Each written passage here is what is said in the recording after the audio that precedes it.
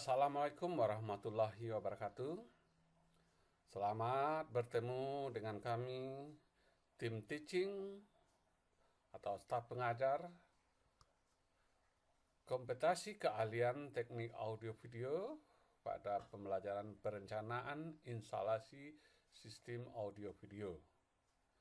Kami mengucapkan selamat kepada Ananda yang sudah naik tingkat ke 11 TAP. Baik, materi kita pada hari ini adalah psikoakustik anatomi telinga manusia dan relevansinya dengan perencanaan akustik. Nah, jadi terkait dengan akustik itu adalah ilmu yang mempelajari tentang bunyi. Jadi pada materi kita ini bagaimana kita merancang bunyi yang sesuai dengan karakteristik telinga kita. Baik, kita masuk kepada kriteria ketercapaian tujuan pembelajaran. Dalam hal ini sering dikenal dengan istilah KKTP. Sebagai peserta ADD, Ananda diharapkan memahami psikoakustik anatomi telinga manusia dan relevansinya dengan perencanaan akustik. Yang pertama, nanti diharapkan Ananda mampu mengidentifikasi struktur anatomi telinga manusia yang terkait dengan persepsi suara. Yang kedua, Ananda memahami bagaimana telinga manusia mengubah getaran suara menjadi sinyal yang dapat diterima oleh otak. Selanjutnya yang ketiga, menjelaskan konsep psikoakustik, yaitu bagaimana manusia mempersepsikan dan menginterpretasikan suara. Yang keempat, memahami relevansi pemahaman psikoakustik dalam perencanaan akustik, seperti desain ruang yang mengoptimalkan kualitas suara. Nah, baik, Ananda semua, kita telah membahas tadi KKTP-nya. Nah, kemudian yang menjadi pertanyaan bagi kita, apa pentingnya perencanaan akustik dan psikoakustik anatomi telinga? Nah, sebelumnya kita bahas dulu apa itu psikoakustik. Nah, psikoakustik adalah cabang ilmu yang mempelajari persepsi suara atau bagaimana manusia mempersepsikan dan menginterpretasikan suara. Ini maksudnya apa? Katakanlah kita mendengar suara, nama kita dipanggil. Katakanlah namanya Ali. Nah, kalau kita mendengar suara Ali itu, bagaimana kita mempersepsikan, bagaimana kita menginterpretasikan suara tadi yang ada Ali tadi? Nah, tentu kita akan mempersepsikan, wah, nama saya dipanggil orang.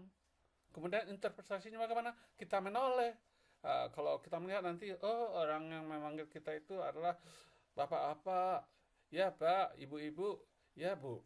Nah, itu termasuk interpretasi kita terhadap suara. Nah, kemudian yang kedua, pentingnya adalah dalam konteks anatomi telinga manusia, psikoakustik atau dari suara tadi berhubungan dengan pemahaman tentang bagaimana struktur anatomi telinga berperan dalam proses persepsi suara. Jadi anatomi telinga kita bagaimana nanti kita mempersepsikan suara. Nah, untuk lebih rinci dan jelas mengenai psikoakustik dan hubungannya dengan anatomi telinga, mari kita lanjutkan materi kita. Ananda yang sangat kami banggakan, ini pernah melihat yang di atas gambar apa? Nah ya, ini adalah antena parabola. Kita semua mengetahui bahwa antena parabola adalah perangkat yang dirancang untuk menangkap sinyal gelombang elektromagnetik. Bisa berupa audio, bisa radio, dan sinyal video. Yang sederhana itu dulu kan kalau mau nonton TV,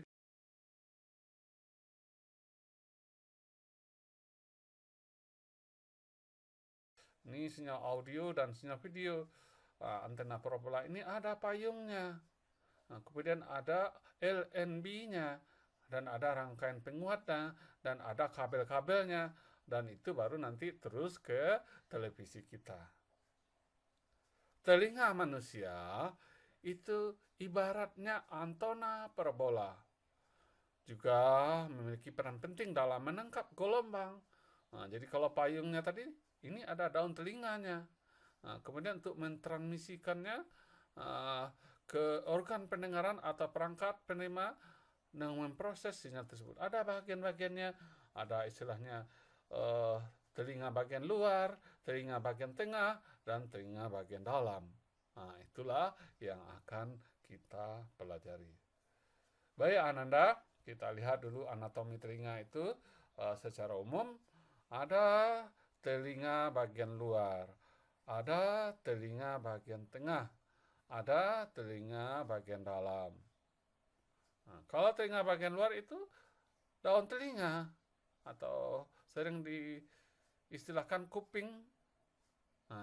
Sedangkan telinga bagian tengah itu ada bagiannya, yang pertama itu adalah tabung, jadi semacam tabung. Kemudian ini dinamakan tabung pendengaran luar, seperti tabung. Kemudian ada gendang telinga, gendang ini. Kemudian ada lagi palu, martil, ada istilahnya. Kemudian palu ini ada landasan, jadi nanti palunya bergetar ada landasannya. Itu bagian tengahnya. Selanjutnya bagian ada sangkurdi. Ini berupa tulang sangkurdi, tulang marting, tulang landasan. Kemudian juga ada bagian kanal. Kanal itu adalah saraf-sarafnya. Salurannya ada kanal bengkok, jadi salurannya bengkok.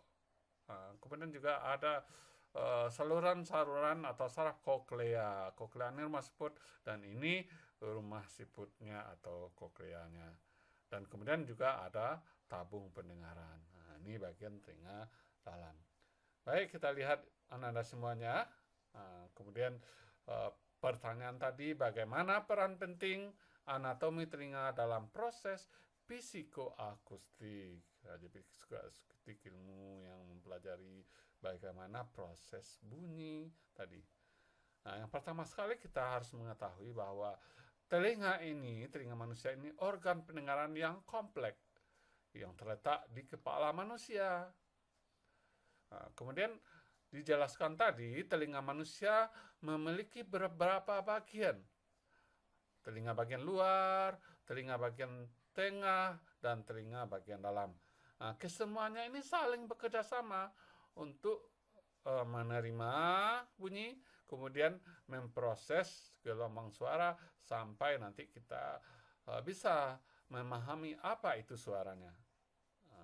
Seperti yang dijelaskan sebelumnya, telinga luar, bagian telinga daunnya atau istilahnya ada auricula, kemudian ada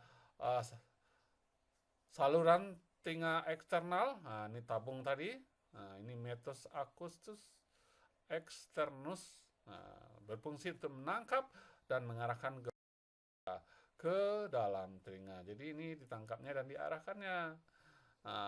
Di tengah-tengah telinga ada gendang telinga. Gendang telinga, ini gendang telinga. Kemudian ini dikenal dengan tympanic membran.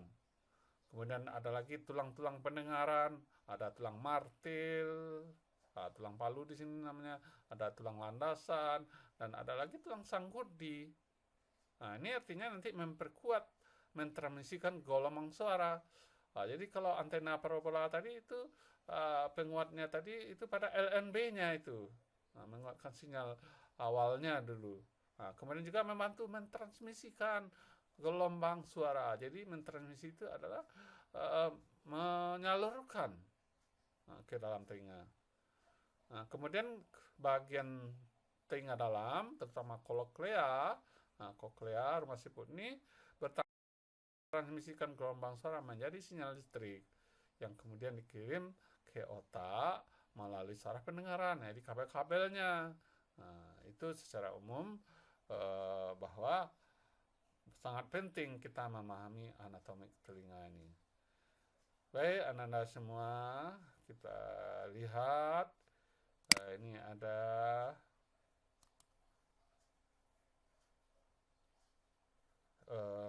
proses mendengar pada manusia melalui beberapa tahap. Tahap tersebut diawali dari lubang telinga yang menerima gelombang dari sumber suara. Gelombang suara yang masuk ke dalam lubang telinga akan menggetarkan gendang telinga yang disebut membran timpani. Getaran membran timpani ditransmisikan melintasi telinga tengah melalui 3 tulang kecil dan sanggurdi. Telinga tengah dihubungkan ke faring oleh tabung Eustachius. Getaran dari tulang sanggurdi ditransmisikan ke telinga dalam melalui membran jendela oval ke koklea. Koklea merupakan suatu tabung yang bergulung seperti rumah siput. Koklea berisi cairan limfa. Getaran dari jendela oval ditransmisikan ke dalam cairan limfa dalam ruangan koklea. Organ korti berisi carian sel-sel rambut yang sangat peka. Inilah reseptor getaran yang sebenarnya. Di bagian dalam ruangan koklea terdapat organ korti. Sel-sel rambut ini akan bergerak ketika ada getaran di dalam koklea, sehingga menstimulasi getaran yang diteruskan oleh saraf auditori ke otak. Proses mendengar pada melalui beberapa tahap. Tahap tersebut diawali dari lubang telinga yang menerima gelombang dari sumber suara. Gelombang suara yang masuk ke dalam lubang telinga akan menggetarkan gendang telinga yang disebut membran timpani. Getaran membran timpani ditransmisikan melintasi telinga tengah melalui 3 tulang kecil yang terdiri atas tulang martil, landasan, dan sanggurdi. Telinga tengah dihubungkan ke faring oleh tabung Eustachius. Getaran dari tulang sanggurdi ditransmisikan ke telinga dalam melalui membran jendela oval ke koklea. Koklea merupakan suatu tabung yang bergulung seperti rumah siput. Koklea berisi cairan limfa. Getaran dari jendela oval ditransmisikan ke dalam cairan limfa dalam ruangan koklea. Organ korti berisi carian sel-sel rambut yang sangat peka. Inilah reseptor getaran yang sebenarnya. Di bagian dalam ruangan koklea terdapat organ korti. Sel-sel rambut ini akan bergerak ketika ada getaran di dalam koklea, sehingga menstimulasi getaran yang diteruskan oleh saraf auditori ke otak.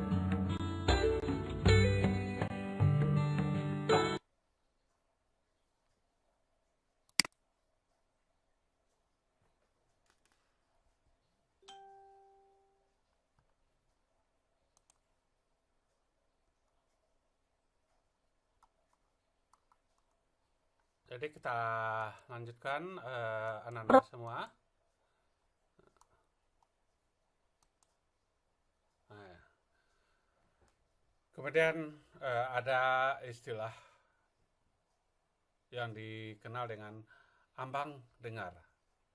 Jadi berkaitan dengan nanti sudah ada suara-suara itu, ada bunyi, ada istilah ambang dengar.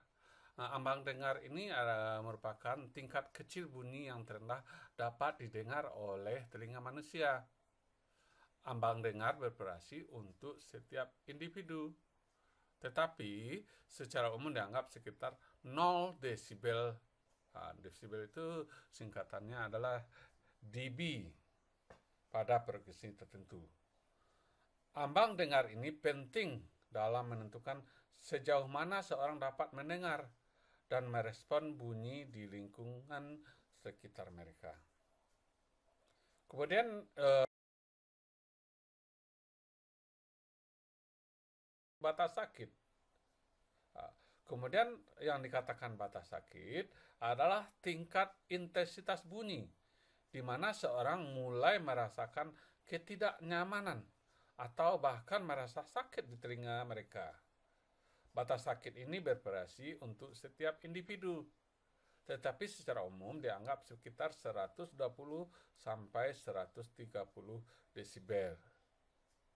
Nah, ketika intensitas bunyi melebihi batas sakit itu dapat menyebabkan kerusakan pada pendengaran. Nah, jadi ini pentingnya. Jadi kalau Ananda nanti bekerja sebagai teknisi atau operator audio, bagaimana nanti bunyi yang dihasilkan itu tercapai atau melewati ambang dengar, dan jangan sampai mencapai batas sakit. Nah, jadi katakan tadi kalau awal nanti ambang dengarnya itu supaya bisa didengar tentu di atas 0 desibel. Kemudian juga jangan sampai menyakitkan telinga. Artinya apa? Harus di bawah 100 desibel. Ini artinya ambang dengar dan batas sakit tadi kita rangkum.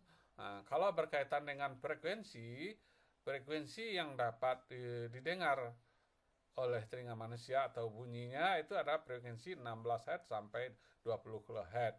Ada juga yang menyatakan itu 20 Hz sampai 20 kHz. 20 kHz itu artinya adalah 20.000 kHz. Kemudian kepekaan terbesar frekuensi itu istilahnya yang sensitif telinga kita mendengar ada frekuensi 1 kHz sampai 4 kHz. Nah, jadi kalau kita lihat ambang dengar pada frekuensi 1 kHz itu adalah 2 kali 10 4 mikrobar. Kemudian batas sakit itu adalah 200 mikrobar. Nah, jadi tadi dalam satuan dB, yang sebelumnya satuan dB, 0 dB, yang ini satuannya dalam mikrobar. Jadi kalau kita lihat ambang dengar 2 kali 10 pangkat min 4 mikrobar, batas sakit adalah 200 mikrobar. Maka ini perbandingan ini 2 kali 10 min 4 mikrobar dibagi dengan 200 mikrobar 1 per sejuta itu adalah level suara absolut. Ini dalam desibel adalah 0 desibel. Itu yang dikatakan tadi 0 desibel itu adalah suara. Baik, kita lihat itu kaitannya dengan kuat suara. Nah, ini dalam perhitungannya tekanan suara yang bisa didengar antara ambang dengar dan batas sakit memiliki 1 berbanding 10 pangkat 6. 10 pangkat 6 ini ada sejuta. Dalam prakteknya, perbandingan ini adalah logaritmis satuan Bell dan perhitungan digunakan desibel, dB atau 1/10. Yang dikatakan logaritmis itu meningkat, tidak linear. Kalau linear kelipatan, logaritmis nanti ada peningkatannya. Nanti bisa kita lihat dalam prakteknya apa lebih lanjut yang dikatakan logaritmis. Kemudian batas sakit, katakanlah nanti ada frekuensi 1 kHz, itu pada tekanan suara P 200 mikrobar, lebih kurang sama. Ini di atas ambang dengar. Jadi intinya dalam perhitungan level suara dalam desibel itu 20 log tekanan suara dibagi tekanan bunyi pada ambang 2 kali 10 pangkat min 4 mikrobar. Ini perhitungannya yang harus Ananda pahami. Kemudian juga bagaimana ketergantungan tekanan suara dan frekuensi. Tadi dikatakan bahwa frekuensi yang bisa didengar itu adalah 16 Hz sampai 20 kHz. Mungkin ada yang mengatakan secara umum ada 20 Hz sampai 20 kHz. Nah, ini arah frekuensinya seperti ini, dan ini arah tekanan suaranya. Nah, tekanan suara ada yang diistilahkan dengan satuannya Newton dan ada juga pound. Nah, ini dikatakan logaritmik itu tidak sama, ini kelipatan 50. Nah, ini merapat dia lagi ya 100 ini. Nah, ini 200. Nah, ini namanya yang logaritmik tidak merata kelipatannya, tetapi ada ketentuan-ketentuan tertentu. Nah, ini kuat suara tadi merupakan logaritma dari faktor perbandingan terhadap tekanan suara pada ambang dengar. Nah, jadi di sini faktor perbandingan terhadap tekanan suara dengan ambang dengar. Ambang dengarnya tadi berapa? Nah, itu perbandingnya. Nah, itu merupakan kuat suara. Satuan kuat suara ada dalam pound. Nah, ini huruf besar Yunani dalam lambda. Nah, ini perhitungannya lambda per dB adalah lambda per pound A20 P per PO. Nah, di mana P tadi tekanan suara, PO tekanan bunyi, ambang dengar atau 4 kobar. Nah, jadi untuk level suara L tadi dalam dB. Baik, kita lanjutkan. Nah, ini ada contoh pengaturan suara sesuai dengan pendengaran. Nah, ini kita lihat nih grafiknya yang sebelah kiri, pengaturan kuat suara sesuai dengan pendengaran. Nah, ini yang kuat suara tadi ada 40 sampai 70 pound. Nah, ini frekuensinya pada frekuensi 1 kHz. Nah, jadi ini ada nanti pengaturannya mulai dari berbentuk lingkaran nih. Nah, ini ada kurva koreksinya. Nah, ini sebagai pemahaman kita saja. Nah, kemudian sebelah kanannya ada penurunan perasaan mendengar untuk frekuensi tinggi dengan bertambahnya usia. Jadi nanti semakin bertambah usia itu kurang mampu kita mendengar frekuensi tinggi. Nah, ini ada kurvanya. Nah, jadi nanti dalam pelaksanaannya kalau Ananda mungkin menjadi teknisi dalam rangkaian audio, kalau audionernya atau pendengarnya itu orang tua ya diperhatikan. Nah, itulah yang digunakan perangkatnya nanti, perangkat equalizernya pada frekuensi berapa nanti itu dikuatkan. Frekuensi tinggi untuk usia tua. Ini kira-kira penerapannya. Kemudian kita perhatikan untuk pendengaran secara ruangan.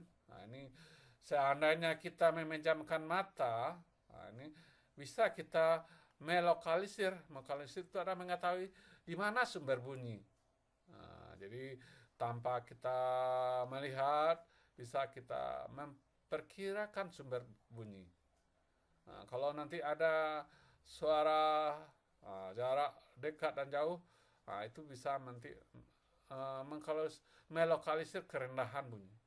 Kemudian juga arah dalam bidang tegak lurus atas bawah ini, nah itu untuk mengisi ketinggian bunyi. Kemudian arah dalam ini kesetimbangan kanan dan kiri bunyi. Baik, Ananda semuanya, demikian penyampaian materi kita. Mari selanjutnya Anda pelajari materi ini dan kita berdiskusi. Wassalamualaikum warahmatullahi wabarakatuh.